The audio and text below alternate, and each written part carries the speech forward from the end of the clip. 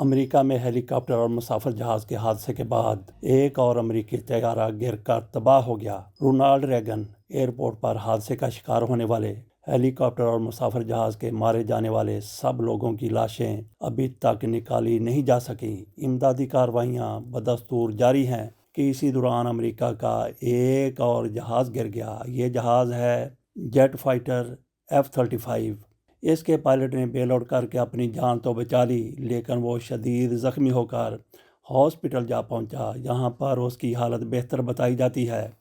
High security zone میں امریکہ کے مسافر جہاز اور ہیلی کاپٹر جس طرح سے حادثے کا شکار ہوئے وہ ماورائے عقل حادثہ ہے۔ انسانی عقل تسلیم کرنے کے لیے تیار نہیں کہ کس طرح ہیلی کاپٹر اور مسافر جہاز ایسے سیکیورٹی زون میں ٹکرا گئے۔ اس پر بعد میں بات کرتے ہیں، پہلے چلتے ہیں تازہ ترین F-35 جہاز کے حادثے کی طرف۔ الاسکا میں ایک تربیتی مشق کے دوران F-35 جنگی جہاز لینڈنگ کے دوران ایلیسن ایئر فورس بیس پر گر کر تباہ ہو گیا۔ الاسکا کسی دور میں روسی ریاست تھی جسے روس نے امریکہ کے ہاتھ بیچ دیا تھا اور سستے میں بیچ دیا تھا۔ روس نے 1867 میں الاسکا کو $7.2 ملین میں امریکہ کے ہاتھ فروخت کیا تھا۔ یہ معاہدہ ٹریٹی آف سیشن کے تحت ہوا تھا اور اس وقت الاسکا کا کل رقبہ تقریباً 1.72 ملین مربع کلومیٹر تھا۔ اس خریداری کے نتیجے میں امریکہ نے شمالی امریکہ میں اپنی سرزمین کو مزید وسعت دی۔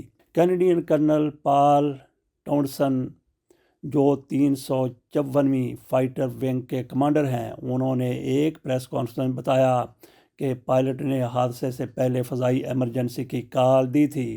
ایلیسن ایئر فورس بیس فیر بینک سے تقریباً 25 کلومیٹر جنوب میں واقع ہے۔ 2016 میں ایلیسن ایئر فورس بیس کو 54 F-35 طیاروں کے اسکواڈرن کے لیے منتخب کیا گیا تھا، جس کے بعد بیس میں $2.5 ارب سے زائد کی لاگت سے توسیع کی گئی تھی۔ اس توسیع میں 36 نئی عمارتیں اور رہائشی یونٹ شامل تھے۔ گزشتہ سال مئی میں بھی ایک F-35 جہاز نیو میکسیکو میں ایندھن بھرنے کے دوران حادثے کا شکار ہو گیا تھا، جس میں پائلٹ کو شدید زخمی حالت میں ہسپتال منتقل کیا گیا تھا۔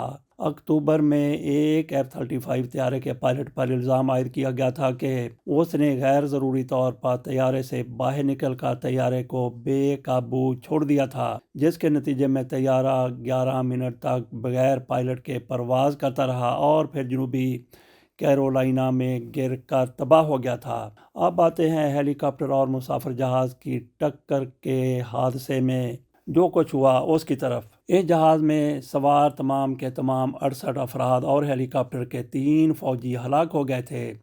ٹکر کے بعد جہاز اور ہیلی کاپٹر پوٹومیک دریا میں جا گرے۔ ہوا بازی کی دنیا یہ سمجھنے کی کوشش کر رہی ہے کہ واشنگٹن میں مسافر طیارے اور فوجی ہیلی کاپٹر کے درمیان فضا میں ہونے والا مہلک تصادم کیسے ہوا۔ ایک ماہر کے مطابق یہ حادثہ دنیا کی سب سے زیادہ کنٹرول شدہ فضائی حدود میں ہوا ہے، یعنی یہاں پرواز کرنے پر کڑی سختیاں ہیں۔ امریکی فوج کا بلیک ہاک ہیلی کاپٹر واشنگٹن نیشنل ایئرپورٹ پر اترنے سے چند سیکنڈ قبل امریکی ایئر لائنز کے طیارے سے ٹکرا گیا، جس میں 64 مسافر اور عملے کے 4 افراد موجود تھے۔ دونوں جہاز 30 جنوری بدھ کی رات یکبستہ پوٹومیک دریا میں جا گرے۔ اگرچہ ہیلی کاپٹر کا بلیک باکس برآمد کر لیا گیا ہے، تاہم حادثے کی اصل وجہ ابھی تک معلوم نہیں ہو سکی۔ National transportation safety board NTSB کے مطابق حکام 30 دن کے اندر ابتدائی رپورٹ جاری کریں گے۔ کمرشل طیاروں کو پینٹاگون، وائٹ ہاؤس اور دیگر تاریخی مقامات پر پرواز کرنے سے روک دیا گیا ہے۔ اس کے باوجود اس علاقے میں فضائی ٹریفک بہت زیادہ ہے۔ تجارتی ٹریفک کے ساتھ ساتھ نجی ہوا باز اور ہیلی کاپٹر بھی شہر کے ارد گرد پرواز کرتے ہیں، جو اکثر حساس مقامات کے درمیان اعلیٰ عہدیداروں اور سیاستدانوں کو لے کے جاتے ہیں اور لے کے آتے ہیں۔ یہاں اندر اور باہر بہت تنگ راستے ہیں اور بہت زیادہ بھیڑ اور اضافی ہوائی جہاز ہیں، لہٰذا سارے طیارے ایک محدود جگہ میں آ رہے ہیں۔ ایسا لگتا ہے کہ حادثے سے قبل ہیلی کاپٹر کنٹرول ٹاور سے رابطے میں تھا۔ ایئر ٹریفک کنٹرولر نے امریکن ایئر لائنز کی ہیلی کاپٹر کی پرواز کی نشاندہی کی۔ ہیلی کاپٹر کے پائلٹ نے بتایا کہ اسے طیارہ نظر آ رہا ہے اور وہ اس سے دور ہو رہے ہیں، اور پھر حادثہ اس کے کچھ ہی دیر بعد پیش آ گیا۔ اس لیے اس بارے میں بہت سارے سوالات اٹھیں گے کہ ہیلی کاپٹر پائلٹ نے کیا دیکھا۔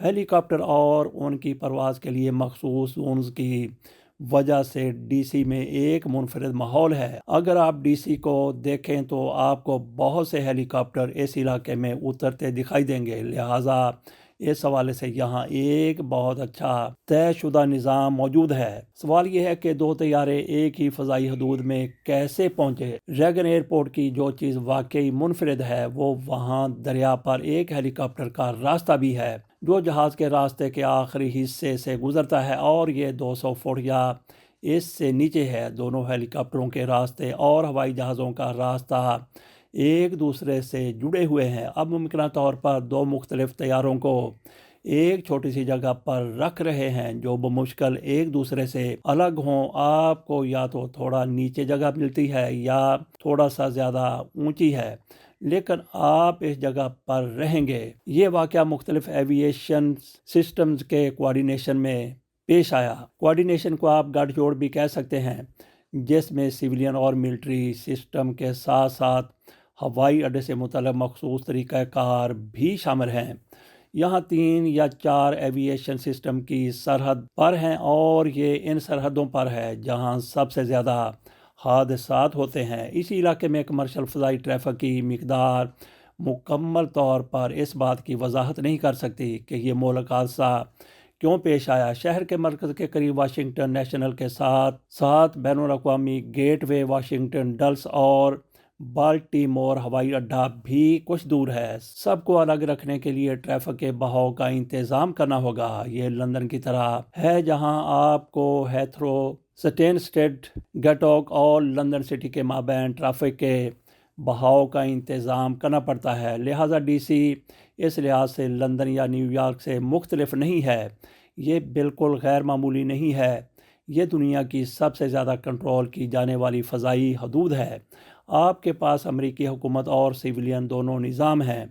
رونالڈ ریگن ہوائی اڈہ بھی حکومت کی ملکیت ہے۔ یہ اس طرح کے بہت کم ہوائی اڈوں میں سے ایک ہے۔ یہ دنیا کی سب سے محفوظ فضائی حدود ہیں، اور اس علاقے میں کام کرنے والے سیکیورٹی اور سویلین سیفٹی اداروں کی تعداد کو دیکھتے ہوئے یہ سب سے محفوظ فضائی حدود ہونی چاہیے۔ واشنگٹن میں طیارے اور ہیلی کاپٹر میں تصادم، مسافر طیارہ سب کچھ ٹھیک کر رہا تھا۔ ہیلی کاپٹر غلط وقت پر غلط جگہ پر موجود تھا۔